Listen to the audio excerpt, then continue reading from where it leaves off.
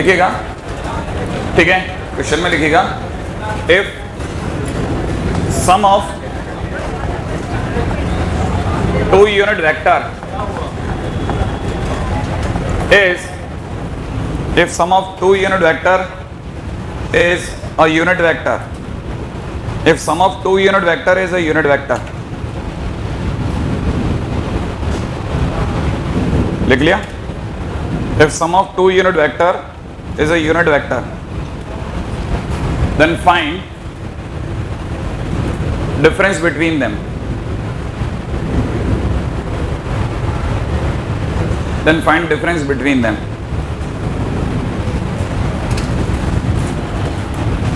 ठीक है, लगाओ दिमाग, देखिए क्या लगाते हैं आप दिमाग में। If sum of two unit vector is a unit vector, then find difference between them. पहली बात तो इंपॉर्टेंट ये है कि sum of two unit vector is a unit vector, इसका मतलब ये है कि ट्राइंगल में आएगा, क्योंकि sum of two vectors triangle के अंदर आने चाहिए। तो मुझे ये पता चल गया कि दो वेक्टर्स दोनों का यूनिट वेक्टर है, तो ये अगर ए कैप मान लेता हूँ और ये अगर बी कैप है, ठीक है ना, तो सामने वाला ए कैप प्लस बी कैप तो है, लेकिन ए कैप प्लस बी कैप की जो मॉडुलस वैल्यू है वो 1 है। नहीं है समझ में? अरे sum of two unit vector is a vector, unit vector again नहीं है, हाँ, लेकिन ये A cap plus B cap का unit vector is equal to 1 आ नहीं सकता। अब आप फंसे हुए हो, नहीं आया समझ में? अरे पहले तो आप हाँ ना कुछ बोल ही नहीं रहे, आप ना भरो तो मैं तो आपको समझाऊं कि हाँ भाई आ सकता है कि नहीं आ सकता, और अब मैं कहता हूँ आ सकता है, अब मैं अड़ गया। आप पहले ना हाँ तो भरो ना, मैं वही तो कह रहा हूँ, आप अपना दांव तो खेलिए। नहीं आएगा पक्का?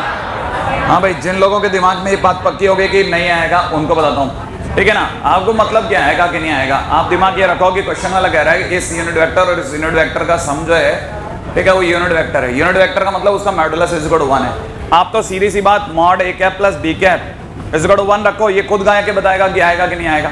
अब इसको कैसे सॉल्व करते हैं? किसी मॉड को सॉल्व करने का एक ही तरीका तो है, स्क्वायर करो, हाँ के ना। अगर आपको, लेकिन अब इसका स्क्वायर आना चाहिए, आता है क्या इसका स्क्वायर? हाँ बताइए कैसे? अगर आपने लिखा A cap plus B cap का whole square is equal to 1, फिर ए कैप का स्क्वायर प्लस में बी कैप का square plus 2 A cap dot या क्रॉस डॉट, हाँ क्रॉस प्रोडक्ट तो चल करके नहीं आता कभी भी, नेचुरली तो डॉट प्रोडक्ट ही होते हैं। तो आपने लिखा 2 A cap dot B cap, यही होगा। A cap dot B cap का मतलब हो गया mod A cap mod B cap into cos theta is equal to 1 हो गया। इसकी वैल्यू 1 है, इसकी वैल्यू 1 है, तो 1 + 1 2 इंटू इसकी वैल्यू 1, इसकी value 1 into cos theta is equal to 1। इसका मतलब cos theta is equal to -1/2, सोच लो। इसका मतलब theta is equal to 120 degree. इसका मतलब ए कैप और बी कैप के बीच का एंगल 120, ये हो सकता है क्या? ये वाला एंगल 120 हो सकता है क्या? नहीं, ये कैप तो वैसे, ये तो वैसे भी एंगल भी नहीं है, क्योंकि एंगल तो तब होगा जब दोनों डाइवर्ज हो, ये अंदर आ रहा है और ये एरो बाहर जा रहा है, तो एंगल तो ये वाला 120 है, हाँ या ना? ए कैप और बी कैप के बीच का एक्चुअल एंगल यही है। याद है आपको? कुछ ऐसी बातें हुई थी ना, तो अपने पास में finally cos theta is equal to इतना हो गया। अब क्वेश्चन में वापस आता हूँ, जिनको ये बात यहाँ पे समझ में आ गई उनके लिए आगे चल रहा हूँ। Ready? It is A cap, ठीक है। अच्छा, ये वाली साइड इज बी कैप, ठीक है। आप यूं भी कह सकते हैं कि ये भी ए कैप है, एक ही बात है मेरे लिए। मैं चाहूँ तो इसको शिफ्ट करा लूँ, चाहूँ वहीं रुक जाऊँ। अच्छा, मेरे को चाहिए ए कैप माइनस बी कैप। ए कैप माइनस बी कैप के लिए मेरे को बी कैप का ठीक उल्टा जाना है और उतनी दूरी पे जाना है। नहीं आया समझ में? अगर मैं बी कैप के लिए ऊपर जाता हूं तो मेरे को माइनस बी कैप के लिए पीछे आना चाहिए और उतना ही आना चाहिए जितना उधर जा रहा हूं, तो मेरे लिए माइनस बी कैप हो जाएगा। अरे बी कैप अगर ऊपर है तो माइनस बी कैप नीचे होगा। अब जिस दिन मैं, अगर बाय द वे इसको हटा रहा हूं, ठीक है, इसको जरा समझना, ये ए कैप और बी कैप दोनों के एरो एक दूसरे का पीछा करते हुए हैं कि नहीं है? फॉलो कर रहे हैं, फॉलो कर रहे हैं। तो जो ये वाली लाइन होगी वो इन दोनों का सम दिखाएगी और इन दोनों का सम होगा A cap minus B cap. यही वो आपको चाहिए बस। अब आप मेरे को ये बताओ ये कैसे निकालूं? हाँ बताओ बताओ बताओ बताओ, दिमाग लगाओ। आप में से किसी को अगर ध्यान हो तो ये वाला एंगल, तो ये वाला एंगल, ये किस किस के बीच का एंगल है? ए कैप और बी कैप, क्या वाकई में ए कैप और बी कैप के बीच का एंगल 120 है? नहीं है। ए कैप और माइनस बी कैप के बीच का एंगल अभी भी 120 नहीं है। कितना है? 60। ये कह रहे हैं 60 है। कैसे? ये है ए कैप, याद करो, और तीर हमेशा डाइवर्जिंग आउट होने चाहिए, ऐसा बाहर की ओर जाते हुए, बाहर की ओर दिखा। तो एक्चुअल एंगल ए कैप और माइनस बी कैप के बीच का कितना हुआ? 60 डिग्री। अब आप आ जाओ क्वेश्चन के अंदर कि आपको चाहिए mod A cap minus B cap. Mod क्यों? अरे वैल्यू डिफरेंस, डिफरेंस का मतलब तो बी माइनस ए भी हो सकता है और A minus B, it is one in the same thing. तो अगर भाई आप इसकी वैल्यू निकालोगे तो इसकी वैल्यू निकालने के लिए स्क्वायर कर दूं? अरे स्क्वायर कर दूं, या फिर यो समझो तो अंडर रूट में चल लेता हूं, मेरे कोई फर्क नहीं पड़ता।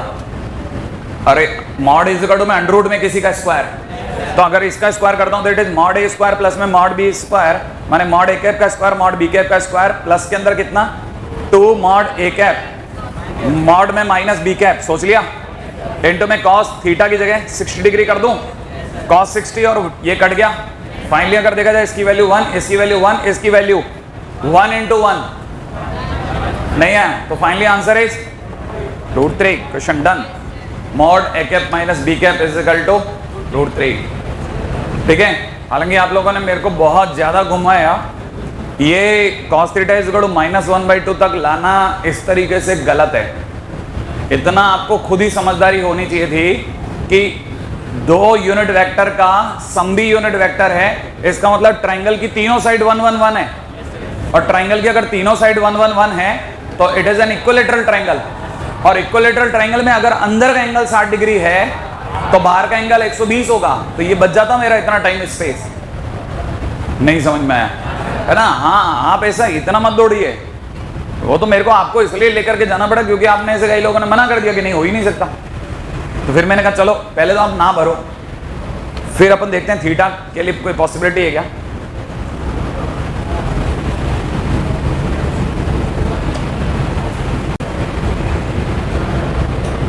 Next, parallelogram law of addition.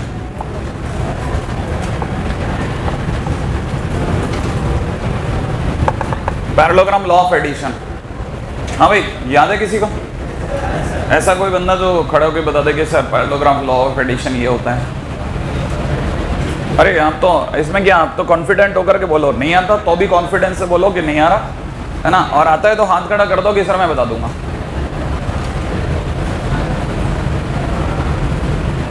नहीं, हाँ बोलो ना, और क्या, तुम चालू तो करो हिम्मत से।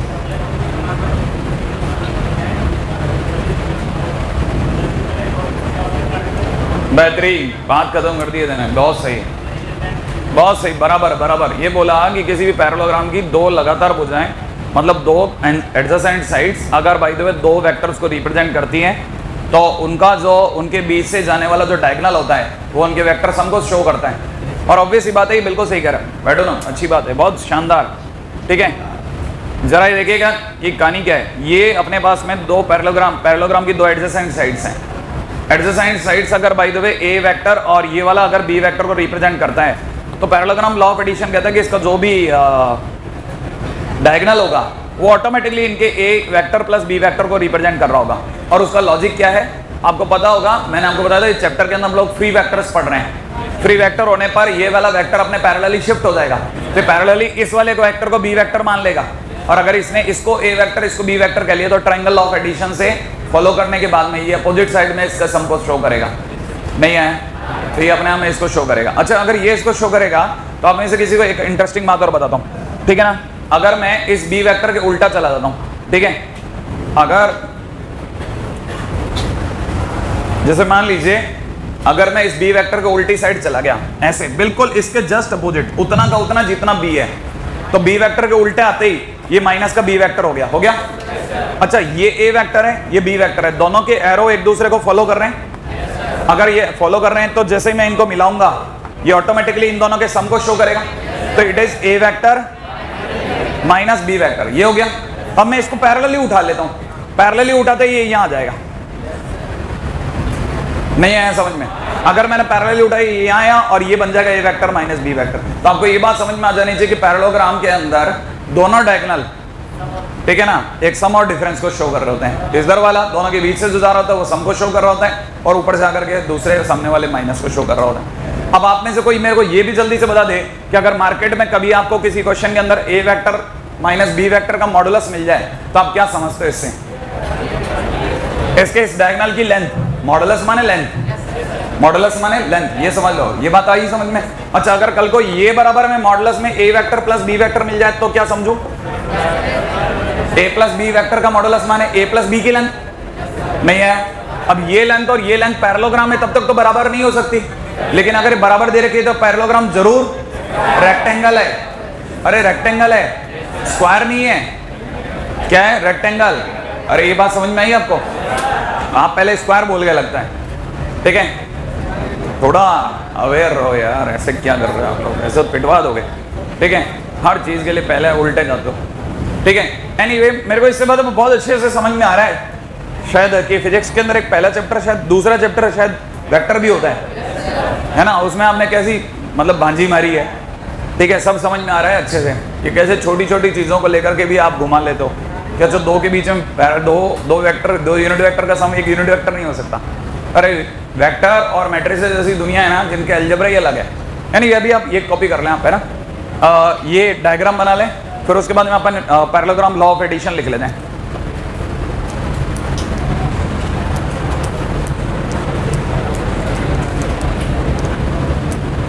बना लिया?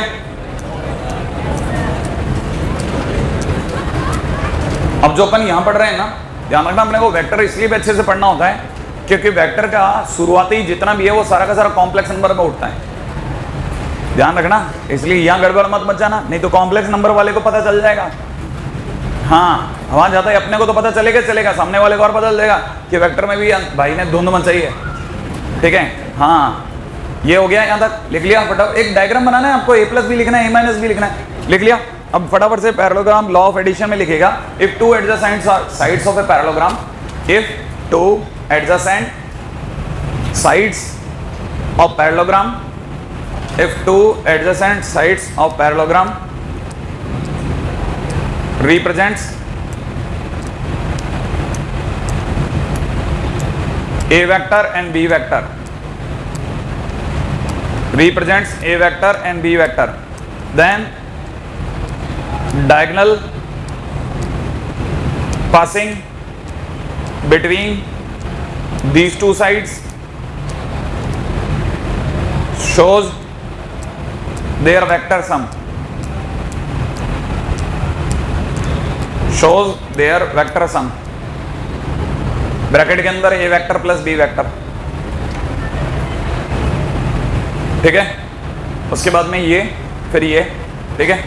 उसके बाद में ये लिख करके रिमार्क में डाल देना और ये लिख दीजिएगा, इसका मतलब ये कि पैरेललोग्राम इज रेक्टेंगल। अच्छा, एक इंटरेस्टिंग बात और, आप में से कईयों ने अभी एक और नया नोटिस किया, आपके कई दिमाग के अंदर अपन एक स्लॉट और खींचा कि जब भी मॉडुलस दिया जाता है तो उसका इलाज स्क्वायरिंग होती है। आपने अगर स्क्वायरिंग कर दिया तो आप में से कई लोगों को यहां दिखने लग जाएगा mod A square plus mod B square, plus में कितना 2 mod A mod B cos theta, हाँ या ना? माइनस का 2 A vector dot B vector कह दूं, चलेगा? 2 A vector dot B vector minus का, और इधर से आपको दिख गया mod A square plus mod B square plus 2 A vector dot B vector. Sure हैं आप? अब दूसरी बात पे जाइएगा, ये भी बड़ी इंटरेस्टिंग बात निकलेगी और इससे और एक धमाकेदार बात अभी समझ में आएगी। फाइनली आपको पता चलेगा mod A square mod B square cut गया, left hand side right hand side का, उधर से रह गया माइनस का 2a डॉट बी, इधर से रह गया प्लस का 2a डॉट बी, दोनों को इधर ले जाओ, 4a dot B equal to 0, 4a dot B equal to 0 में से 4 भाग गया कि मैं तो 0 नहीं दे रहा, कौन फंस गया? a डॉट बी 0 तभी होता है जब a वेक्टर इज, इसका मतलब ये रेक्टेंगल भी नहीं रहा, अब इसे स्क्वायर होना पड़ गया। नहीं आया समझ में? Now it is N square, ठीक है? टर्निंग इनटू स्क्वायर, मैं इस बात को लिख रहा हूं, राइट है भाई? ये देने का क्या मतलब होता है वो समझाया, मॉड ए का स्क्वायर प्लस मॉड बी का स्क्वायर माइनस में 2a vector dot B vector, यही लिख दो, इज इक्वल टू में सामने से कितना मॉड ए का स्क्वायर प्लस मॉड बी का स्क्वायर, ठीक है? प्लस के अंदर कितना 2a vector dot B vector, पढ़ लिया? ये दोनों उड़ा देता हूं, ये दोनों उड़ा देता हूं, फाइनली मेरे पास कितना रह गया 4a vector dot b vector equal to 0। इसका सीधा मतलब निकला a vector is perpendicular to b vector. सही है? हाँ भाई, अब रुको और मेरे को समझाओ, a vector perpendicular to b vector होने का मतलब स्क्वायर होना श्योर हुआ या नहीं हुआ? हाँ, क्यों नहीं हुआ? क्योंकि ये एंगल डायगोनल के बीच का एंगल नहीं हुआ, साइड्स के बीच का एंगल हुआ। तो अभी तक ये रेक्टेंगल ही रहा या स्क्वायर परफेक्ट हो गया? रेक्टेंगल ही रहा। अभी आगे बात, अभी आते हैं इस पे भी। अच्छा, मैं तब तक एक और बात बताता हूं कि अगर, ये भी बड़ी इंटरेस्टिंग बात है, समझ के चलना, अगर किसी ने ये बोल दिया कि पैरेललोग्राम के अंदर ये वाली साइड का नाम A और इसका नाम B, इसका नाम C, इसका नाम D, ठीक है, आगे आने वाले टाइम में काम आएगी ये बात, ध्यान रख लेना बस आप कि हाँ सुना सुना सा है, ठीक है। अगर किसी ने ये बोल दिया मुझे कि AB vector is equal to CD vector, इतना बोलते ही ABCD पैरेललोग्राम हो गया। मैं बताता हूं क्यों। कोई भी दो वेक्टर बराबर तब होते हैं जब उनकी डायरेक्शन सेम हो और उनका मैग्नीट्यूड सेम हो। नहीं है, डायरेक्शन सेम होते ही AB और CD दोनों की डायरेक्शन अगर सेम है तो दोनों को पैरेलल होना जरूरी हो गया। दोनों पैरेलल हुए और बराबर लंबाई के हुए। मान लो दो लाइनें पैरेलल हैं और बराबर लंबाई की हैं, ये दोनों पैरेलल हैं, तो इसका मतलब ये कि ABCD माने आप इनको सबको मिलाओगे, मिलाते ही इसका पैरेललोग्राम होना पक्का हो गया। माने पैरेललोग्राम के लिए आपको ज्यादा बताने की जरूरत नहीं है, सिर्फ ये बराबर ये लिख दो, ऑटोमेटिकली पैरेललोग्राम डिक्लेयर हो जाता है। इस वेक्टर के अंदर बड़ी गजब की दुनिया है, ये क्या धीरे धीरे अनफोल्ड होती है, तब आपको समझ में आता है। अच्छा, और पता है एक एक बात हमारी शीट में दी है और बड़े विचित्र तरीके से दिया है। कभी कभार उन्होंने मल्टीपल चॉइस के अंदर जैसे आपको याद होगा तो हमने एक मल्टीपल चॉइस के क्वेश्चन के अंदर मैंने ही बोला था कि आप उल्टा इसके जितने भी ऑप्शंस हैं इनको अपनी कॉपी में कॉपी कर लेना। Adjoint of A into A करके क्वेश्चन था, याद आया? मैंने कहा था कि इसके ऑप्शंस को तो उल्टा कॉपी करना चाहिए। क्यों? क्योंकि ये आगे आने वाले टाइम में काम आएंगे। वैसे ही है, कई बार आपको पता चलेगा multiple choice more than one correct में लिख दिया कि ABCD is a parallelogram if, उसमें पहला केस ये था। ये भी हमारे को भी तभी ये कि ऐसे चल के कोई किताब में नहीं लिखा होता, ये तो जब आप बार बार उस जगह से निकलते हो तब आपको स्ट्राइक कर जाता है कि ये भी ध्यान रखना, तो मैं आपको बताता चल रहा हूं, ठीक है। एनीवे आगे बढ़ रहे हैं। जिन लोगों ने यहां तक लिख लिया पैरेललोग्राम लॉ ऑफ एडिशन, उसके बाद में एक तो ये तो बिल्कुल एकदम छोटू सा टॉपिक है, ठीक है, अगला टॉपिक ले रहा हूं, ठीक है। नेक्स्ट राइटर लिखेगा sum and difference of two vectors, sum and difference of two vectors. हाँ भाई, आई थिंक मेरे को इसमें कुछ भी ज्यादा बताने की जरूरत नहीं पड़ेगी। A वेक्टर अगर A1 i cap plus A2 j cap plus में A3 k कैप है और B वेक्टर अगर B1 i cap plus B2 j cap plus B3 k cap है, तो मेरे को पता है आप में सभी A vector plus B vector is equal to क्या होगा, लिख लेंगे, लिख लेंगे, लिख दीजिएगा। सही है, लिख लेंगे ना भाई, या बताना पड़ेगा? बताइए अंदर आई कैप के पास में क्या होगा? A1 प्लस, अच्छा उसी तरह से A vector minus B vector भी लिख लेंगे।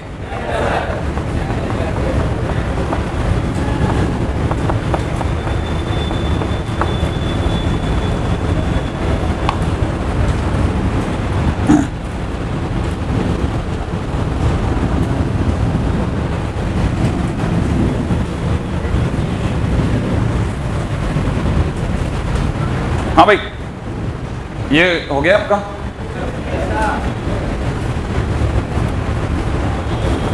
A1 plus B1, A2 plus A3 plus, जरा रुक करके इधर भी आ जाएगा। एक छोटा क्वेश्चन पूछ रहा हूं, इसका नाम O है, ये A है, OA देख लिया आपने?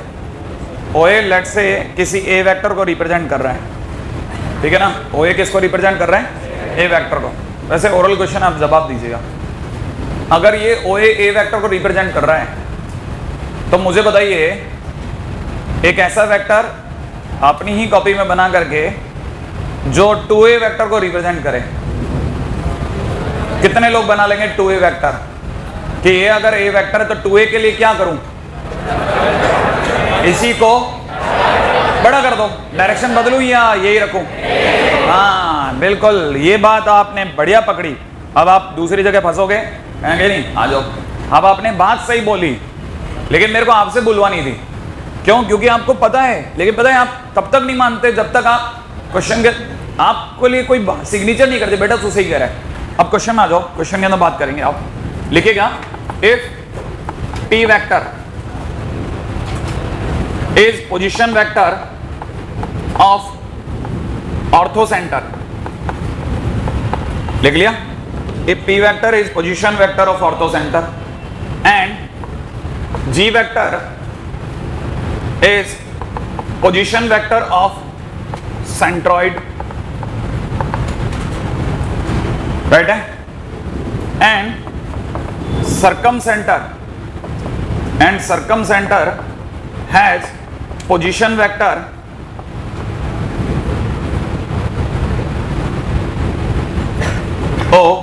O vector. ठीक है, इफ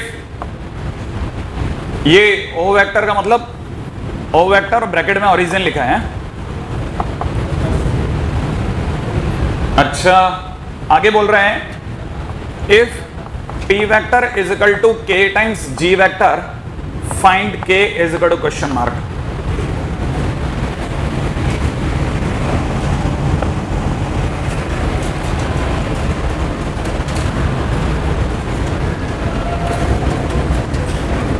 हाँ भाई लिख लिया आपने? क्वेश्चन लिख लिया कि नहीं लिखा?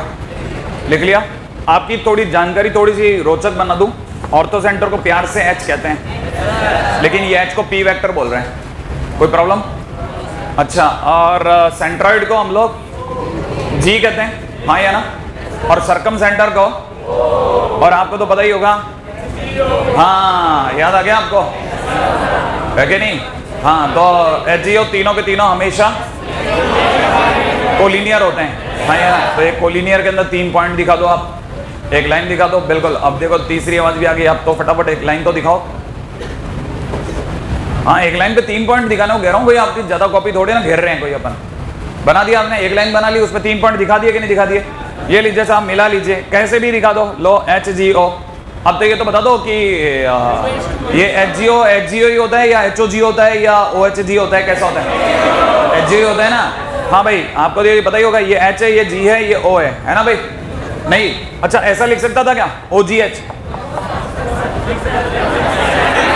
हाँ कि ना लिख सकता था ना? HGO ही लिखा है ना? अच्छा बताओ अब 2:1 किस साइड से होगा? 2, यहाँ कितना होगा? 2, और यहाँ कितना होगा? 1। अब एक बात सुनो, G को इसने G वेक्टर के नाम से पुकारा। एक से G वेक्टर किसका पोजीशन वेक्टर है? सेंट्रॉइड का। आप जानते हो पोजीशन वेक्टर किसके रेस्पेक्ट में होते हैं? ओरिजिन के। तो आपका ओरिजिन ये रहा, जो ये, अरे ओरिजिन यही है ना? अब ओरिजिन से आप किस ओर चले? G की ओर। और इस वेक्टर का नाम क्या है? G vector. नहीं है समझ में? G वेक्टर की लंबाई 1 नहीं है। और फिर आपने उसी को और आगे गए या बदल गए? तो कितना और आगे चले? 2। तो कितना चल लिए टोटल? हाँ, तो ये जब आप OH वेक्टर को गाएंगे तो दुनिया के लिए 3G वेक्टर हो जाएगा कि नहीं हो जाएगा? और OH वेक्टर का घर का नाम ओरिजिन से H का P वेक्टर है, क्योंकि H जो है वो कौन है? P vector. तो OH वेक्टर बोले तो P वेक्टर है साहब। तो P vector is equal to 3G vector. तो K बराबर कितना हो गया? काम खत्म। क्वेश्चन नक्की नहीं है तो K इज इक्वल टू 3। आया समझ में? इसको और लंबा करना, मतलब मैं जो आपसे पूछ रहा था 2 टाइम्स कर दें, अब आपने देखा कि अच्छा ऐसे स्ट्रेच करवाएगा, पता भी नहीं लगने देगा कि बात यहां तक आई है। अगले बात हो। हाँ जी साहब, नेक्स्ट पॉइंट है, ये भी आपका सबका जाना पहचाना।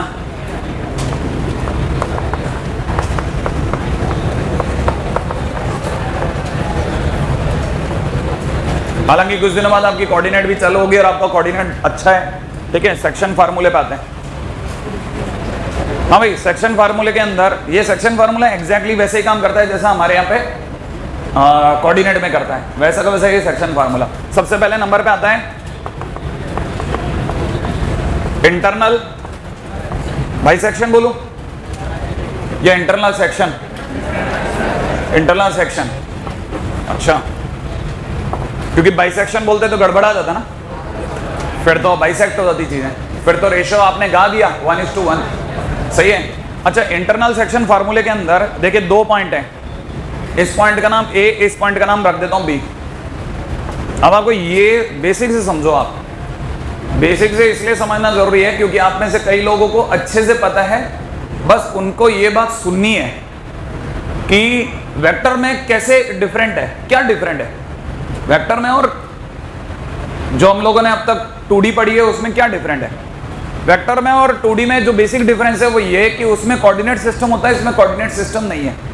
इसमें पोजीशन वेक्टर सिस्टम है, हर किसी की डोरी ओरिजिन से बंधी हुई है, ठीक है ना भाई।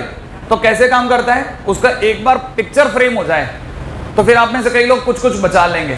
जैसे ये ए है, ये वाला पॉइंट क्या है, बी है, आपने इन दोनों को जोड़ दिया, इस पर कोई एक और पॉइंट आया सी, जिसने इन दोनों को किसी रेशो m:n में डिवाइड मार दिया, ठीक है। अब ए कौन है, ए की डोरी है ना, ओरिजिन क्या तो बंदी है, इट इज ओ ए, ये सी है and it is B vector.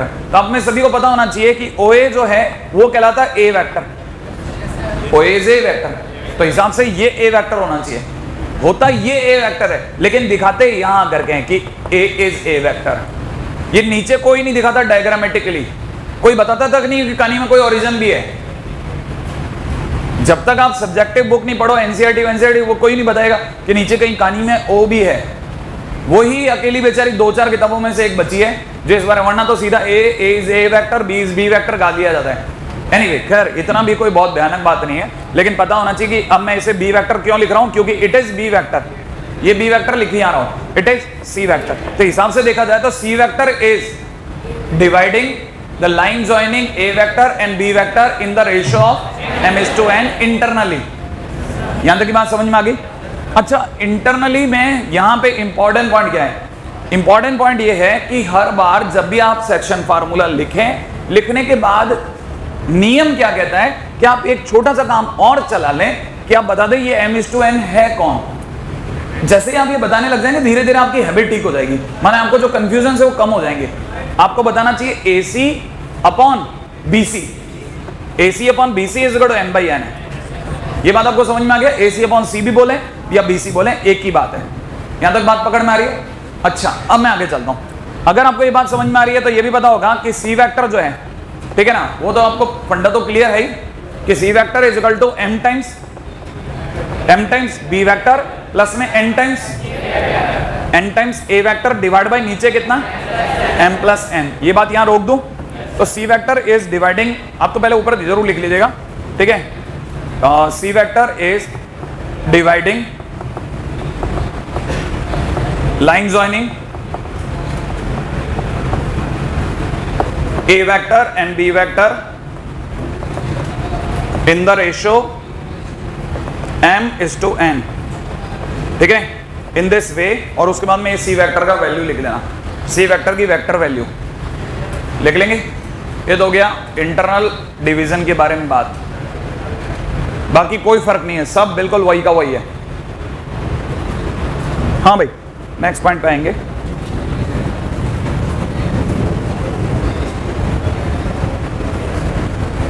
अच्छा, जिन लोगों ने ये बस छोटी सी 3 लाइन की काम है पूरा C vector is dividing the line joining A vector and B vector in the ratio m:n, और AC upon BC is equal to m/n, और फिर C vector is equal to, ये सब लिखना है। लिख लिया।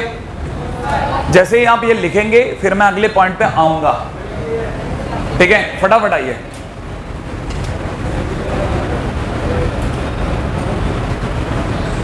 लिख लिया।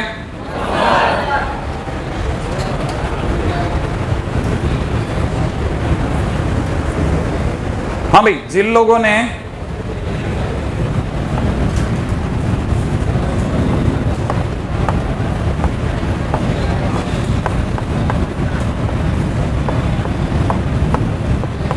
हाँ साहब, अब मुझे बताइए कि अगर भाई जो मैं एग्जाम्पलर ही पूछूंगा आपसे कि बताइए सब क्या लिखना चाहिए मुझे फाइनली इसके लिए, क्या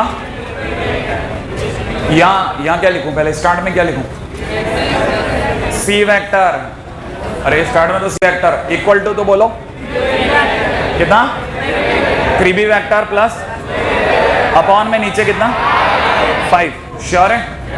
अब इस बात को आप ध्यान रखिएगा कि अगर कल को किसी ने ऐसा लिख दिया कि 5c vector is equal to में 3b वेक्टर प्लस में 2a वेक्टर, सही है, तब आपको ये काउंट करना आना चाहिए कि ये जो 5 है आपको वो ऐसे लाइनें देगा, या फिर ये तो फिर भी बहुत हल्की बात कह दी, वो आपको ये भी दे सकता है कि 2a वेक्टर प्लस में 3b वेक्टर माइनस में 5c वेक्टर इक्वल टू 0। आपकी आंखों को पेनिट्रेट करके इसे यहां लेके जाना है, और यहां ले जाने के बाद में आपको अंडरस्टैंडिंग करनी है कि जरूर फिर सी वेक्टर जो है वो इंटरनल डिवीजन करके गया है, नहीं आया समझ में। और ये सिर्फ तभी हो सकता है जब इसको आप यहां ले जाएं और आपको पहचान में आ जाए ये 5 वही है एग्जैक्टली इन दोनों का सम है। आप इस तरह की चीजों के लिए ज्यादा तैयार रहिए। आई का नहीं पकड़ में, क्वेश्चन में वो आपको इस तरह की कोई बात कहेगा, एक कोई वेक्टर इक्वेशन इस तरह की दे देगा, और आपको ये अंडरस्टैंडिंग करनी पड़ेगी कि यहाँ पे जो सी वेक्टर है वो इन दोनों के बीच में 3:2 का रेशियो कर रहा है। ये आपके लिए सेल्फ अंडरस्टूड है, मतलब मेरे पास में कुछ आपके लिखवाने के लिए कुछ भी नहीं है कि आपको बस बता रहा हूं कि ऐसा होगा, आपको इस तरह की बात देगा, आपको उल्टा जाकर के समझना है, तो तैयार आप इसके लिए भी रहिएगा, ठीक है। अच्छा आगे बढ़ रहा हूं नेक्स्ट। हालांकि मेरे को इसमें एक और बात भी समझानी है, आप में से अगर कोई यहां से भी इस बात को समझे तो C vector is equal to में लिखा हुआ है 3/5 बी वेक्टर प्लस में 2/5 ए वेक्टर, सही है भाई। तो आने वाले टाइम में कभी हम लोग यूज करेंगे सी वेक्टर इज इक्वल टू में लैम्डा बी वेक्टर प्लस में म्यू ए वेक्टर, ध्यान रखना ये बात, ये हमारे लिए आगे आने वाले टाइम में कहीं ना कहीं एक इंपॉर्टेंट एस्पेक्ट बनेगा। अभी मैं इसको ऐसा कैसा रख रहा हूँ बोर्ड पे ही, है ना, मैं आपको भी नहीं कह रहा कॉपी करें, अब तो सिर्फ समझ लें, ठीक है भाई। अच्छा तब तक मैं आपको ये याद दिला दूं कि लेट्स से एक बहुत इंपॉर्टेंट पॉइंट छोटा है और बिल्कुल बेकार लगता है, लेकिन जब क्वेश्चन के अंदर मैं आपको कभी क्लिक कराऊंगा कि आपसे कोई छोटा सा क्वेश्चन क्यों नहीं हुआ, क्योंकि मैंने आपको ये चीज बताई, अब देखिए अब बनेगा, ठीक है। वो ये क्या, इसी का बी पार्ट ले रहा हूं, मिड पॉइंट फॉर्मूला, सही है भाई। अपने को ये पता है कि अगर बाय द वे मैं बोलूं C vector is C vector है ना, is mid point to line joining A vector and B vector, right है भाई। अगर सी वेक्टर जो है वो ए वेक्टर और बी वेक्टर को जोड़ने वाली लाइन के जस्ट बीच में आता है, ठीक है ना भाई, तो आपको सबको पता है इज इक्वल टू में A vector plus B vector divide by 2 होगा, बराबर है ना। लेकिन आपके लिए इंपॉर्टेंट ये है कि आप इसका डायग्राम से दिमाग में रख लेना बस। क्या डायग्रामेटिकली अगर देखा जाए तो हम लोग इसको ए वेक्टर ए को, इस वाले पॉइंट बी को बी वेक्टर और इस वाले पॉइंट सी को सी वेक्टर बोलेंगे, राइट है भाई। अच्छा ये जरूर याद रखिएगा, वापस याद रखना ओ जरूर है पूरी कहानी में कहीं ना कहीं, और ओ से जाने वाले तीनों एरो, ठीक है, डाइवर्जिंग हो गए, अरे डाइवर्ज हो रहे होंगे, फैल रहे होंगे, नहीं है, हाँ क्यों, क्योंकि है ना कभी ऐसे क्वेश्चन भी आते हैं जिसमें ये जो मीडियन है ना, ये वाली लाइन मीडियन होगी, अब नहीं है समझ में, ये लाइन मीडियन होगी, देखो आप गौर से, मीडियन समझते हैं आप, मीडियन तब होती है जब वो उसके मिड पॉइंट को ज्वाइन कर ले, तो लाइन मीडियन हो गई। कभी कभार ऐसा होगा जैसे ये, अब ये ए हो गया, ये बी हो गया, सी हो गया लेट से, तो इस समय पे ए भी मीडियन हो गया, थोड़ी देर बाद में आप मीडियन इधर से भी रन कराओगे, फिर आप थोड़ी देर बाद मीडियन इधर से भी रन कराओगे, तो जिस जगह से मीडियन रन होगे उधर से डाइवर्ज होंगे तीर। ये नहीं कि एक बार ये मीडियन हो गया तो अब तीरों ने पक्का कर लिया कि हम इसी साइड जाएंगे, इस साइड नहीं जाएंगे। हाँ आपको पता चलेगा वेक्टर के अंदर ये जिस साइड से रन होंगे ना, मिड पॉइंट का फार्मूला उस साइड से बहलेंगे, बस ये बताता जा रहा हूं, हिट हिट हिट, बस ऐसा अभी नहीं दिखेगा, सब चीजें बाद में दिखेंगी जब आप क्वेश्चन कर रहे होंगे। बस मैं आपको सिर्फ हिंट करता जा रहा हूं कि ऐसा डायग्राम बना के अड़ाते जाओ। अगले पॉइंट पे आते हैं, हाँ भाई next point is second point, external division.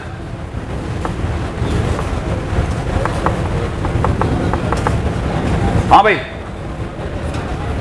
External division, हाँ वो 2a + 3b वाला कॉपी कर रहे हैं क्या? क्यों कर रहे हैं आप? मैं तो ऐसे ही बस आपको हिंट किया है, आगे आने वाले टाइम में काम आएगा बस। हाँ बोलो। और बड़ा? ओ बिल्कुल आराम से, मेरे ही हाथ में, मैं कर दूंगा। आप तो आप मस्त रहो। हाँ भाई ठीक है, इधर तो बराबर दिखता है ना, ट्राई करते हैं। हाँ भाई लिख लिया, ये यहाँ वाला तो हो गया या नहीं हुआ? हाँ अब चलें। हाँ भाई लिखिएगा, if C vector divides the line joining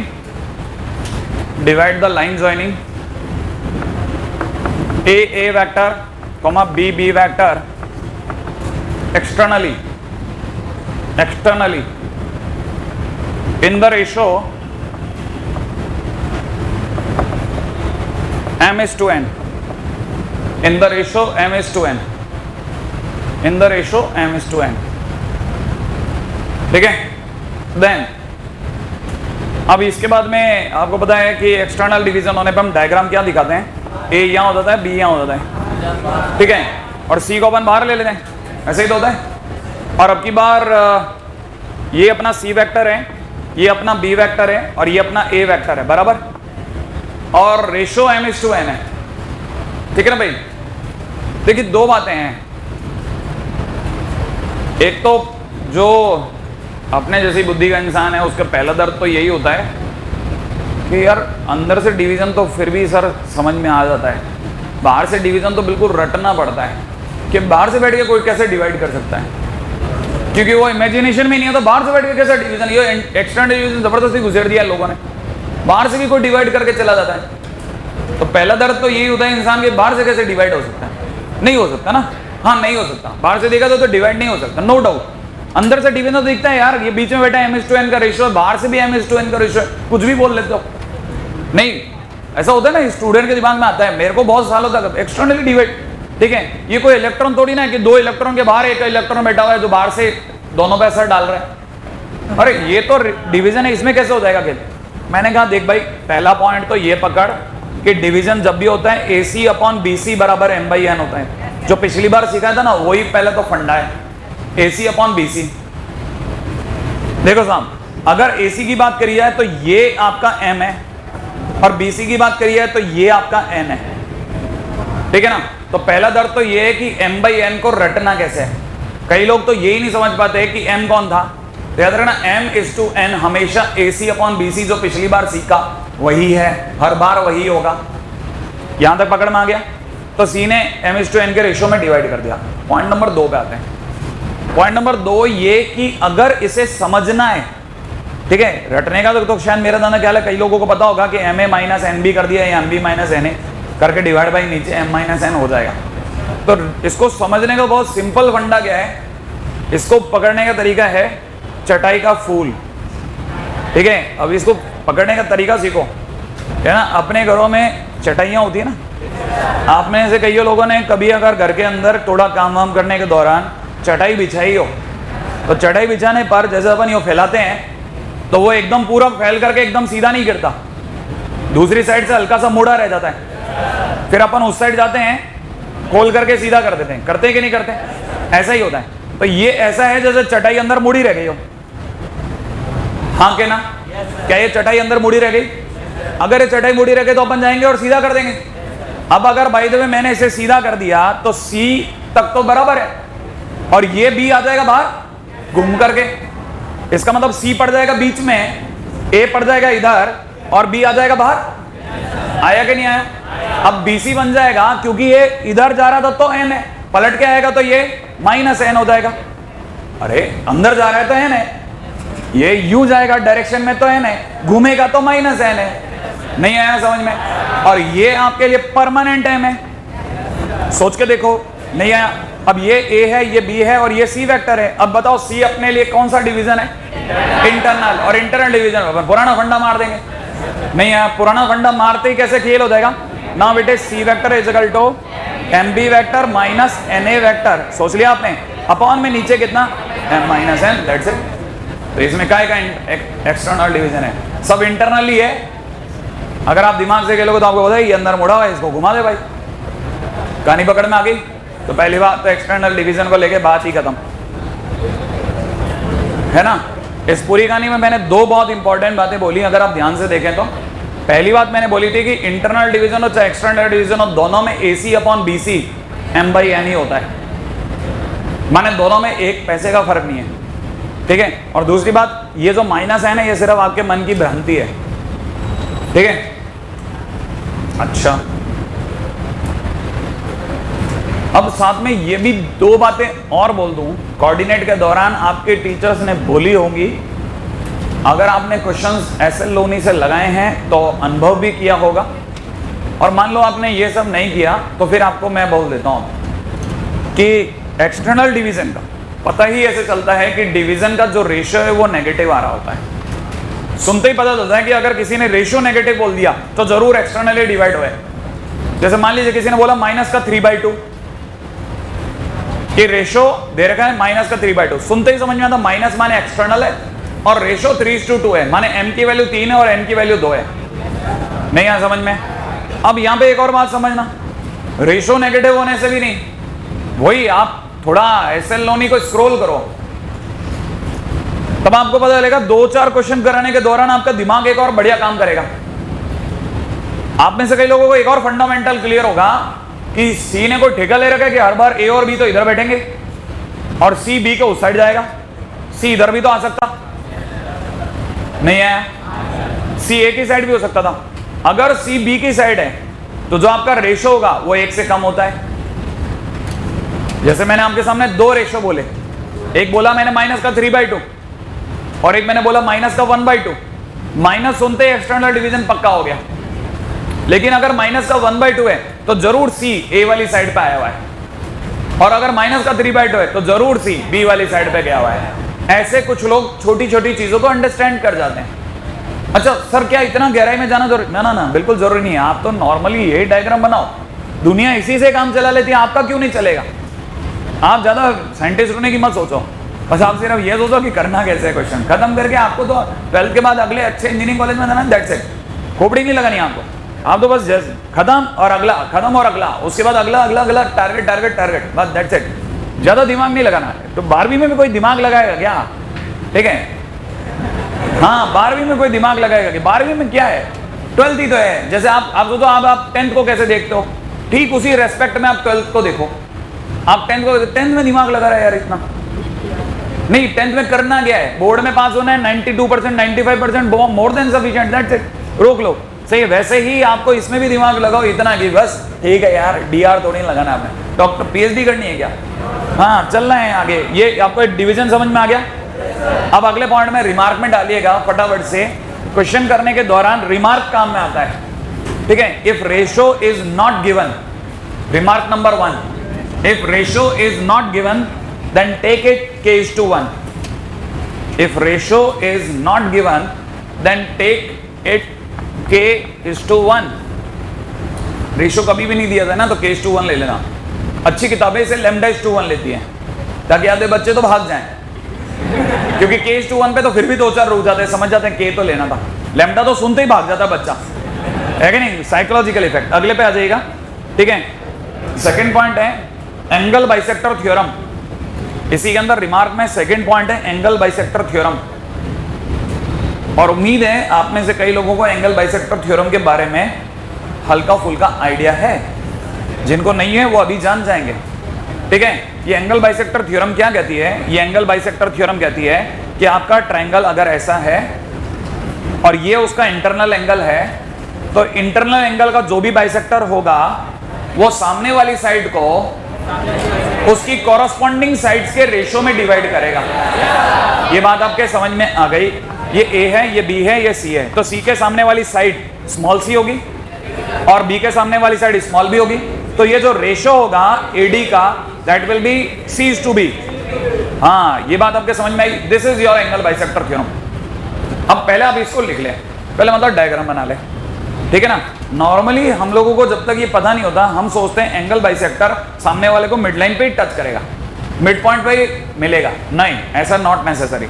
it is necessary only and only when triangle is either isosceles और इक्विलैटरल ट्रायंगल। तो पहले तो आप डायग्राम ऐसा बना लें, बना लिया।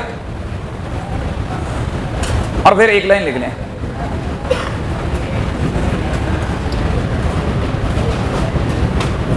Internal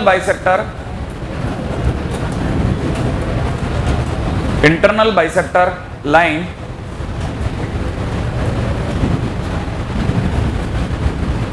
divides the internal bisector line divides the line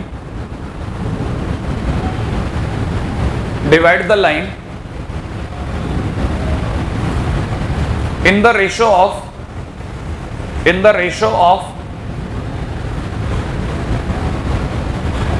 their corresponding sides, in the ratio of their corresponding sides always, ठीक है भाई। इंटरनल बाइसेक्टर लाइन अपने सामने वाली लाइन को अपने कॉरस्पॉन्डिंग साइड्स के रेशियो में काटती है। ये कॉरस्पॉन्डिंग का मतलब ये होता है रेस्पेक्टिव, माने इधर वाला सी है तो इधर वाला सी होगा, इधर वाला बी है तो इधर वाला बी होगा।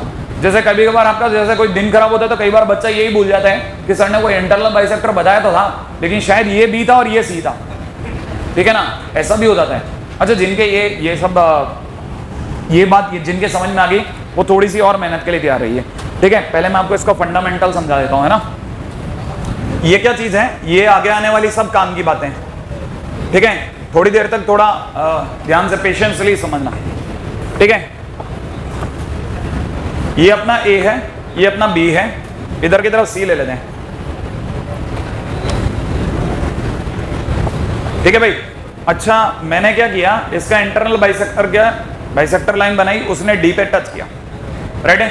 अच्छा, ये वाली साइड ऑटोमेटिकली सी हो गई, ये वाली बी हो गई, और ये जो रेशियो है ना, वो C/B हो गया। ये वाला रेशियो मैं C/B ले लेता हूं। अच्छा, इसका मतलब ये कि डी ने साइड ए को, साइड किसको, ए को, साइड ए को C/B में डिवाइड कर दिया। बात समझ में आ रही होगी यहां तक। अच्छा, पहले मैं आपको ये बता देता हूं, इसकी वेक्टर वैल्यू ए वेक्टर है, इसकी वेक्टर वैल्यू बी वेक्टर है, इसकी वेक्टर वैल्यू सी वेक्टर, बराबर है। तो पहली बात, अगर किसी ने मेरे से डी की वेक्टर वैल्यू मांगी तो डी क्योंकि पूरी कहानी को C/B में डिवाइड कर रहा है, और अभी मैंने ताजा इंटरनल डिवीजन पढ़ा है, तो मैं जानता हूं कि डी आज सी का रोल निभा रहा है। ये दोनों ए और बी में आ गए हैं, और एम और एन की जगह सी और बी लग गया है। तो मेरे लिए D vector is equal to क्या बन गया, D vector is equal to में C vector plus B vector divide by B plus C. ये बात समझ में आ गई आपको? नहीं आया? यहां तक तो आ गया होगा, उम्मीद है, इतना कोई भयानक बात नहीं थी। तो ये पहली तो वैसे ही इसका आना ही बड़ा इंटरेस्टिंग है, C vector plus B vector divide by B plus C, है ना। ये दिखने में बड़ा इंटरेस्टिंग दिखता है। एनीवे, दूसरी बात सुनिएगा, ये इसका डी का वेक्टर वैल्यू मेरे को, जैसे मैंने बी के आगे बी वेक्टर लिखा, मेरे को यहां लिख लेना चाहिए कि right now it is C vector plus B vector divide by B plus C. मेरे को ये लिख लेना चाहिए, लिख लिया मैंने, है ना भाई। अब मैं आता हूं दोबारा आगे, यहां तक बात समझ में आ गई? अरे इतना उदास क्यों हो रहे हो, ठीक है। अच्छा, अब दूसरी बात सुनो, ये आप जानते हैं ये कौन है, इंटरनल बाइसेक्टर लाइन, हाँ या ना। अगर मैंने गलती से एक और इंटरनल बाइसेक्टर लाइन लगा ली तो आपको पता होना चाहिए, दो इंटरनल बाइसेक्टर लाइनें जहां काटती है वहां आई जन्म जाता है। नहीं आया? तीसरा तो बस सिर्फ पास होकर के नाटक करते हैं, दो ने देने होता है आई दे चुका होता है, हाँ के ना। अच्छा, जिनको ये पता है कि ये भी एक इंटरनल बाइसेक्टर लाइन है ना, तो मैं एक काम करता हूं, इस लाइन को थोड़ा आधा करता हूं। ये ट्रायंगल के अंदर, यही इंटरनल बाइसेक्टर लाइन, ये ट्रायंगल के अंदर भी, इस ट्रायंगल समझ रहे हैं आप, ये ट्रायंगल के अंदर भी ये इंटरनल बाइसेक्टर है ना भाई? नहीं है? अब अगर ये इंटरनल बाइसेक्टर है तो एंगल बाइसेक्टर थ्योरम काम करेगी, क्योंकि इंटरनल बाइसेक्टर में एंगल बाइसेक्टर थ्योरम काम ना करे मतलब ही नहीं है कोई, ठीक है ना। अब मुझे पता है ये वाली साइड सी है, तो ये इस रेशियो के अंदर, माने इस पॉइंट का ये जो आई है ना, इसमें ये वाली साइड का रेशियो C/2 कुछ होगा। अब ये कुछ तो तब निकलेगा जब ये साइड अपने बारे में बता दे, भाई मेरी कितनी लंबाई है, लंबाई के बगैर मैं कुछ कर ही नहीं सकता, अब मेरे को लंबाई चाहिए। अब लंबाई को भी समझना, एक बार बहुत पहले भी अपन ने शायद इस पे बात करी थी, आपको याद होगा, तो अपन ने कहा था 10 kg आलू को, कितने 10 kg आलू को, ठीक है, अगर मेरे को 2:5 में डिवाइड करना है, तो जो 2 वाला हिस्सा होगा वो होगा 2/2 + 5 × 7, सही है। और जो 5 वाला हिस्सा होगा वो 5/2 + 5 × 10, आराम से सोचो, नहीं है यार। ये आपने 10th शायद 6th से या पता नहीं जब भी रेशियो पढ़ा होगा तब पढ़ा होगा कि 10 को कैसे 2:5 में डिवाइड करते हैं। तो जो 2 वाला पार्ट होता है वो 2 अपॉन टोटल, याद है आपको? तो अब अगर देखा जाए तो मेरे पास में ये जो है ये A है, इसको किसी ने C/B में डिवाइड करा है, तो जो C वाला पार्ट है, ठीक है ना, वो अपने आप में होगा C upon B plus C into A। सोच लिया आपने? यहां पे सब लेंथ है, कोई वेक्टर नहीं है। और जो ये वाला पार्ट होगा, ये वाला पार्ट होगा C नहीं, ये वाला पार्ट होगा B अपॉन B/C है ना, B upon B plus C into A। नहीं आया? हालांकि मेरे को उस पार्ट की जरूरत नहीं है, मेरे को सिर्फ इतना पार्ट चाहिए था, क्योंकि ये ट्रायंगल जो है चिल्ला चिल्ला करके कह रहा था मेरे को इतनी लंबाई दो, क्योंकि जो यहां की लंबाई होगी वो यहां लगेगी। सही है, रेशो में लगेगी। अच्छा, जैसे रेशो में लगी तो मुझे पता है रेशो के अंदर, ठीक है ना, इस आई को अंदर बैठा लेते हैं। रेशो में C अपॉन C/2 ये वाली लगा दूं, AC divide by B plus C। सही है? आप में से अगर किसी को एतराज नहीं हो तो मैं इसको रखते हुए इसको तो उल्टा डार्क कर देता हूं, रेशो रखते हुए एक्चुअल रेशो दिखा देता हूं। एक्चुअल रेशो में क्या होता है? कुछ नहीं, डिवाइड में आता है हर चीज। अरे किसी ने A/B लिखा तो इसका मतलब A/B होता है, तो C/2 ये लिखा है, इसका मतलब C/A हो गया। C/A होता है, C कट गया, हाँ के ना। और B प्लस C ने कहा मैं ऊपर जा रहा हूं, तो बताया आपको एक्चुअल रेशो आ गया B प्लस C/A। नहीं आया? ये बात समझ में आई आपको? अब आप में से कई लोगों को समझ में आया कि ये जो I है इस लाइन को B प्लस C/A में डिवाइड कर रहा है, और ये डिवाइड करते ही मर गया। कैसे मर गया? मैं अब इसका I के वेक्टर वैल्यू बोल रहा हूं। सोचना, I की वेक्टर वैल्यू होगी A टाइम्स दिस और B plus C times D।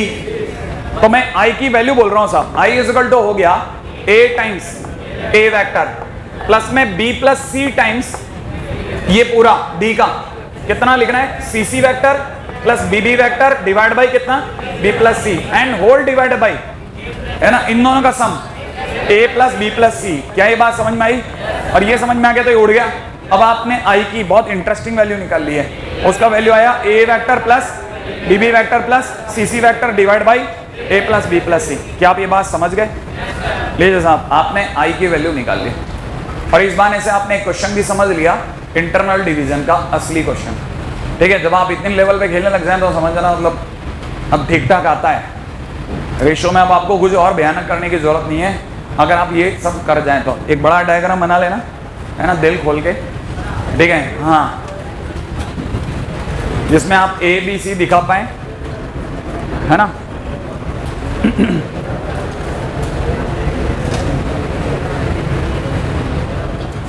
पहले अपन लोगों ने ये पता करा कि ये रेशो C/B है। C/B निकालने के बाद अपने D की वेक्टर वैल्यू निकाली। मैंने स्टेप 1 था C/B लिखना, फिर अपने D की वेक्टर वैल्यू निकाली, और D की वेक्टर वैल्यू निकालने के लिए नॉर्मल इंटरनल डिवीजन की मदद ली। C टाइम्स ये प्लस B टाइम्स वो divide by B plus C। उससे हमारे पास ये आ गया।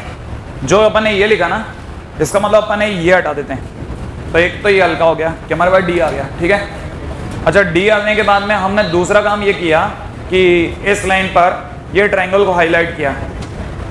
अब हमने एक और इंटरनल बाइसेक्टर लाइन खींची, दो इंटरनल बाइसेक्टर लाइनें जहां एक दूसरे को काटेंगी उस जगह का नाम I होता है।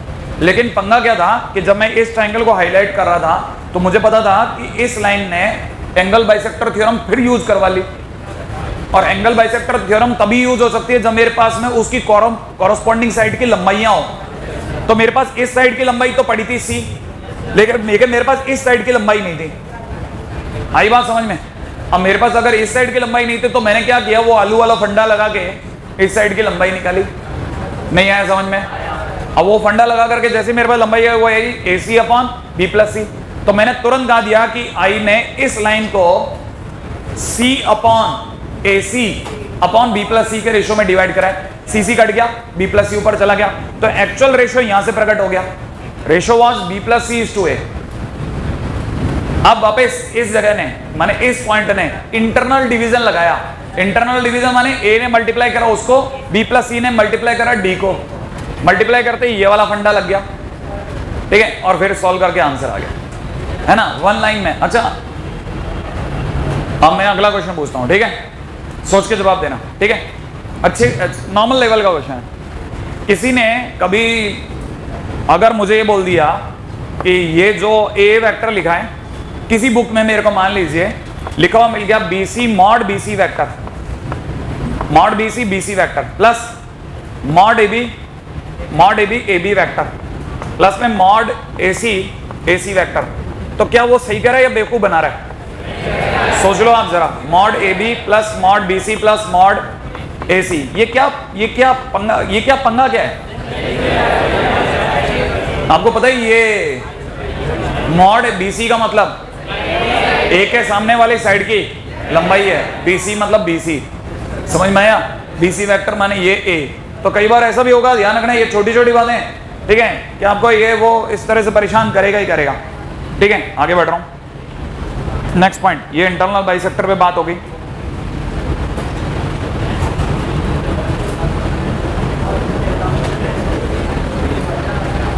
हाँ भाई, अगला टाइटल ले रहा हूं, लिखिएगा फटाफट से, difference between parallelogram and rhombus,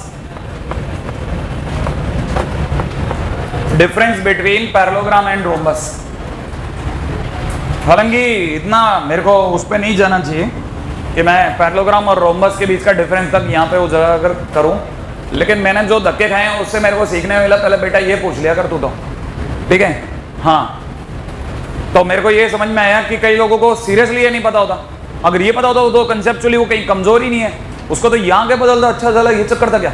basic में ये कहानी है, अब बस इतनी सी कहानी थी, इसकी वजह से मैं रुका हुआ था। तो ये सुनिएगा साहब, पैरेललोग्राम और रोम्बस में जो हमारे लिए कंसेप्चुअली फर्क है, हजारों फर्क होते होंगे, लेकिन हमको जिस फर्क पे नजर रखनी है वो ये कि लेट्स से ये पैरेललोग्राम है और अपन ये इसको रोम्बस कह लेते हैं, ठीक है।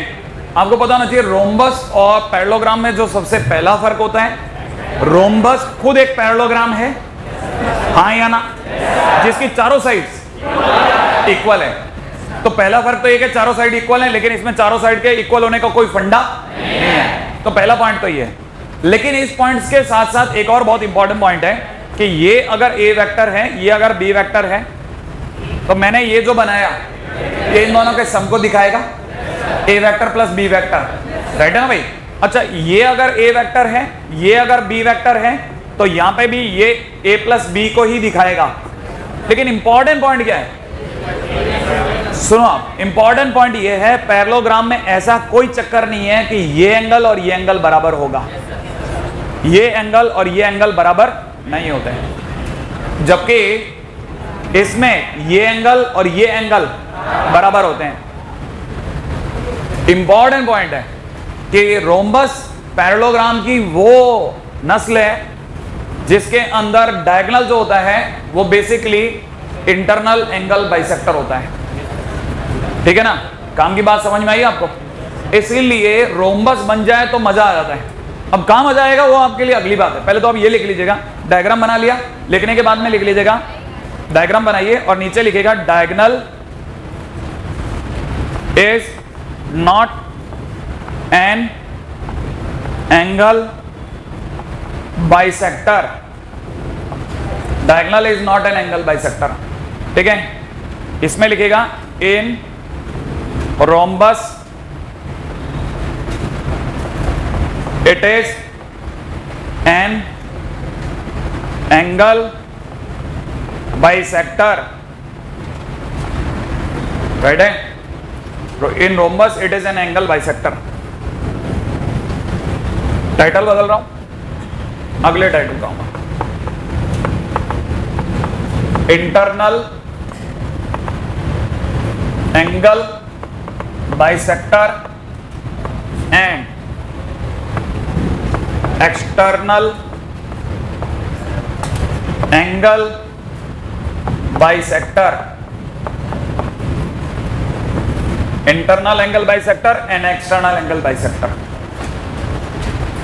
एक्स्ट्रा क्लास दे दी क्या इनकी? क्या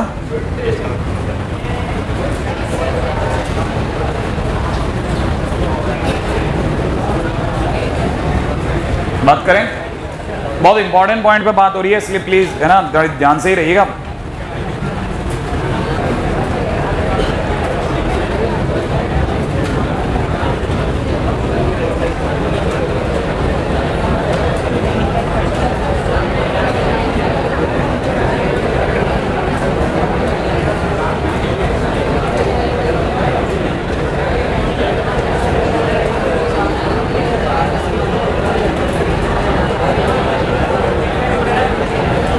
आपकी गप्पें धीरे धीरे बढ़ती आ रही हैं।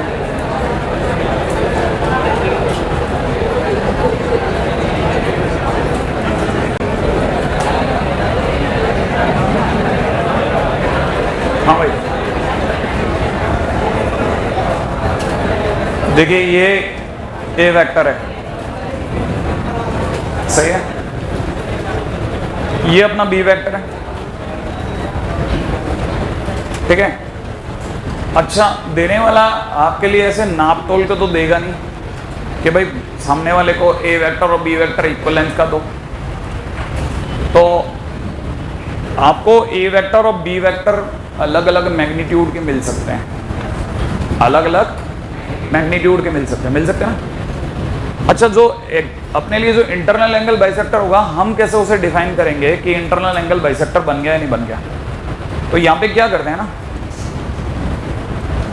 इस बात को समझने की कोशिश करना कि अगर बाय द वे मैं ये जो मेरे को जो ए वेक्टर दिया जा रहा है, ठीक है ना भाई, मेरे को जो ए वेक्टर दिया जा रहा है, ठीक है, ए वेक्टर और बी वेक्टर की लेंथ अगर अलग अलग है और मैंने अगर ऐसे करके कोई एक पैरेललोग्राम बना डाला, तो जो इसका डायगोनल बनेगा वो ए वेक्टर और बी वेक्टर के बीच के एंगल को डिवाइड नहीं करेगा, क्योंकि वो तो पैरेललोग्राम है। और इंटरनल एंगल बाइसेक्टर तो तभी बन सकता था जब ये रोम्बस होता। अब मैं फंस गया, कैसे फंस गया, मैं ए वेक्टर तो ठीक है, ऐसा तो है नहीं कि मैं कोई कैंची लेके बैठ जाऊं कि भाई बी वेक्टर को अपन बराबर करेंगे पहले। तो पंगा ये है कि हमारे को ये तो समझ में आ गया कि अगर इस पे गलती से कैसे भी करके एक रोम्बस बन जाए तो जो उसका डायगोनल होगा वो मेरा काम निकाल देगा, लेकिन प्रॉब्लम ये मैं इसको इस दोनों को बराबर कैसे करूं।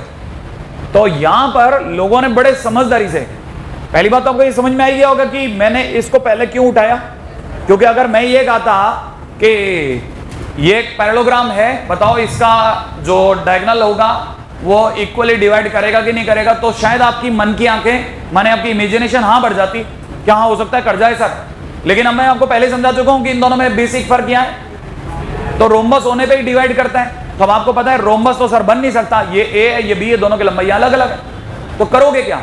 इस जगह पे मदद करता है हमारा यूनिट वेक्टर। यूनिट वेक्टर कहता है मैं दोनों में हूं, ए वेक्टर का यूनिट वेक्टर ए कैप होगा और बी वेक्टर का यूनिट वेक्टर बी कैप होगा और दोनों की लेंथ बराबर होगी। हाँ यार, तो हम क्या करेंगे, ये जो ए है इसका स्मॉलेस्ट यूनिट माने ए कैप ले लेते हैं। इतनी दूरी तक अगर मुझे पता चल गया कि ए कैप आया, तो मुझे पता है इधर बी वेक्टर लेते ही यहां पे बी कैप हो जाएगा और ए कैप और बी कैप की लंबाइयां बराबर होगी, और मैं इस पे एक छोटा सा रोम्बस बनाने की सोच लूंगा। क्या ये बात समझ में आई। जैसे ही रोम्बस बनेगा, ये रोम्बस बना और मैं इसका डायगोनल बनाऊंगा।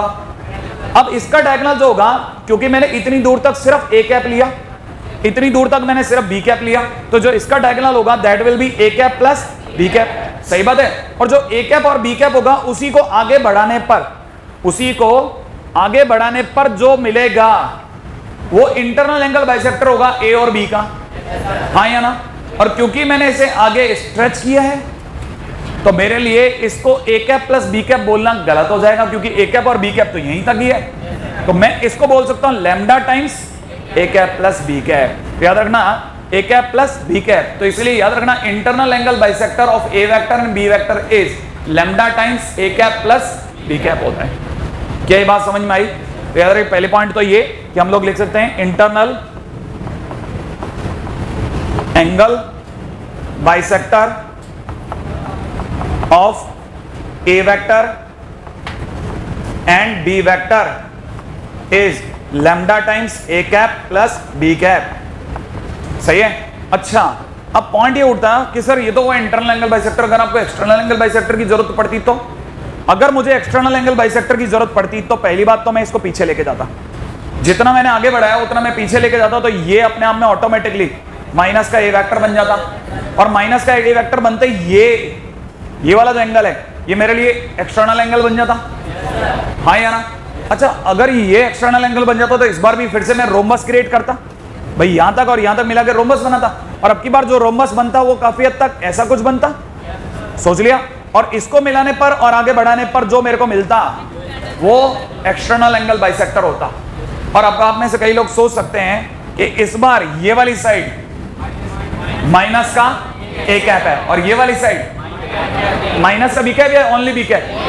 B cap. तो ये फाइनली बन गया B cap minus A cap. क्या ये बात पकड़ में आई? तो इसलिए इस वाली साइड की लेंथ होगी लैम्डा टाइम्स लैम्डा, या कुछ और बदल है म्यू ले लूं, है ना? तो it is mu times B cap minus A cap. ये बात पकड़ में आ गई? ऐसा तो याद रखना, अगर बाय द वे कोई इंटरनल एंगल बाइसेक्टर की बात करें तो lambda times A cap plus B cap, and external angle bisector, external angle bisector of A vector and B vector is mu times B cap minus A cap। अच्छा एक बात बताइए, mu क्या चीज है? म्यू क्या चीज है? कांस्टेंट है, पक्की बात है ना? अच्छा, क्या आपको लगता है कि अगर किसी बुक के अंदर आपको ये A cap minus B cap मिल जाए, मिल सकता है कि नहीं मिल सकता? मतलब आपकी बहुत सिंपल सी मैथ्स को चेक कर रहा हूं कि अगर बाय द वे ये A cap minus B cap मिल गया, B cap minus A cap की जगह, तो ये गलत मान लेंगे या सही होगा? सही होगा, क्योंकि माइनस कौन खा गया? म्यू खा गया, क्योंकि म्यू तो कांस्टेंट है। Mu will arrange itself. आगे का नहीं पकड़ में, इसलिए बुक वाले वाकई में lambda times A cap minus B cap बोलते हैं। म्यू तो हमने इसलिए लिया क्योंकि उधर मैंने हाथों हाथ एक तरफ लैम्डा दिखा रहा हूं तो इधर की तरफ मेरे को म्यू दिखाना था। ठीक है, याद रखना दोनों में से कुछ भी चलेगा और बहुत काम के क्वेश्चंस बनते हैं। मतलब अब धीरे धीरे अपन लोग डिवीजन की तरफ बढ़ गए, इंटरनल डिवीजन, और इस पे बहुत अच्छे अच्छे क्वेश्चंस बनते हैं जिन पे अभी बात कर रहे हैं। पहले आप यहां तक लिख लें फटाफट, ठीक है? अच्छा, मेरे पास दो चॉइस हैं। चॉइस नंबर 1 की मैं आगे जाऊं और चॉइस नंबर 2 की मैं आपको अभी तक पे क्वेश्चन बताऊं, ठीक है? तो मैं आपको क्वेश्चन लिखवा रहा हूं, फटाफट लिखिएगा, ठीक है? हाँ भाई, क्वेश्चन एक दो क्वेश्चन आप घर से करके लाइए, क्योंकि है ना मैं सीपीएस अरेंज नहीं करा सकता। सीपीएस अरेंज कराने का मतलब ये हो जाएगा कि अपन सीपीएस का डिस्कशन करेंगे ना, जो वेक्टर की स्पेशल सीपीएस है, अगर अपन उनका डिस्कशन करेंगे तो पहली बात तो अपने को फर्स्ट से लास्ट तक करनी पड़ जाएगी। अपन ऐसा नहीं कि 10 बुलाई और 7 को डिस्कस किया और 3 का टाइम नहीं था तो छोड़ दिया। फिर अपना सीपीएस हो जाएगी, 10 सीपीएस हो जाएगी प्लस शीट हो जाएगी। शीट ही बहुत विशाल है, इसकी बहुत बड़ी शीट है। तो इसलिए क्या है, अपन सीपीएस के कुछ इंपॉर्टेंट क्वेश्चन जो होंगे वो मैं आपको रोज लिखवा दिया करूंगा, 5-6 क्वेश्चन लिखवा दूंगा सोच रहा हूँ, ठीक है? तो आप कम से कम वो तो करके लाइएगा, है ना? उसमें पहला क्वेश्चन देखिएगा, ये फर्स्ट डे का क्वेश्चन है ना? तो उम्मीद है आप ये समझ जाएंगे। पहले दिन का क्वेश्चन लिखिएगा फटाफट से। A 1 - 1 - 3, B 2 1 - 2, and C -5 2 and -6। देख लिया? A B C।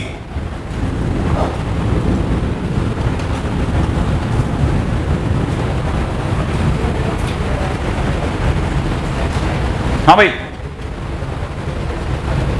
A B C मैंने जो लिख लिया लिख देना। Are position vector, are PV of vertices, are position vector of vertices of triangle ABC, are position vector of vertices of triangle ABC. ठीक है, लिख लिया? ये अपने आप में पीवी ऑफ ट्राइंगल एबीसी है, position vector of vertices of triangle ABC. Length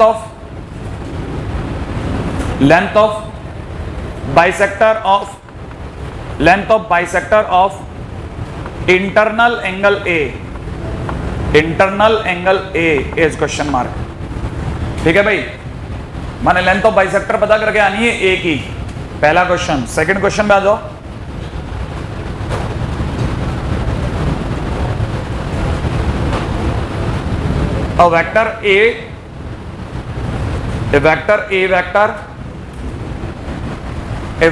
A vector has a component 2p and 1,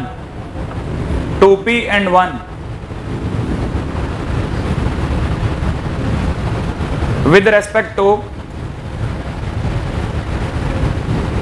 2p and 1 with respect to Cartesian system. Cartesian system, CART dot phase system. Cartesian system. The system is rotated through a certain angle, about origin.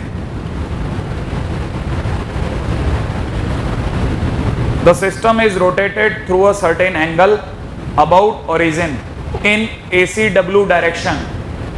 In ACW, capital ACW, anti-clockwise direction.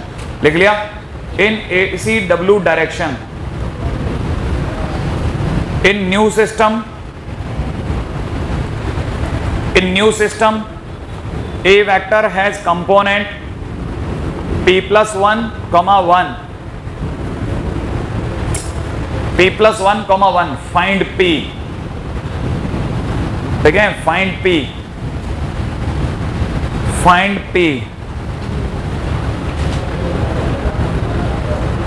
ठीक है भाई, लिखिएगा अगला question. Second के बाद third question पे आ जाओ. Number of vectors of unit length. Number of vectors of unit length perpendicular to vectors. A vector is equal to 1 1 0 and B vector is equal to 0 1 1 is question mark. Number of vectors of unit length perpendicular to vectors. A vector 1 1 0 and 0 1 1 B vector. लिख लिया? हाँ भाई, अगले पे आ जाइएगा. ठीक है, question number 4. 5 चलेंगे, है ना? 5, क्योंकि 5 लिखने में भी प्रॉब्लम है ना भाई. लिखिएगा alpha beta gamma belongs to R. लिख लिया? Alpha beta gamma belongs to R. The points whose position vectors are alpha I cap plus beta j cap plus gamma k cap, comma beta I cap plus gamma j cap plus alpha k cap, comma gamma I cap plus alpha j cap plus beta k cap form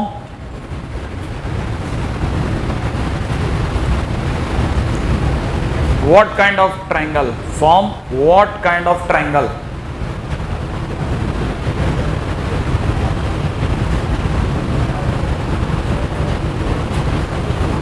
लिख लिया? हाँ भाई, आगे लिखिएगा. अगला question है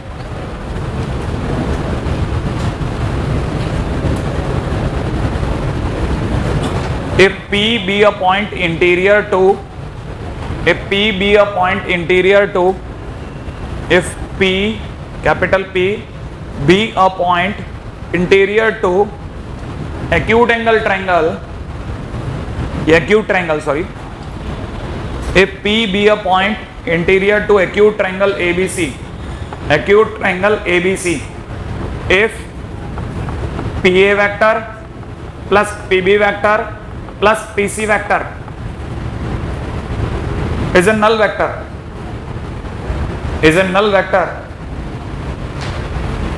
then with respect to the triangle ABC,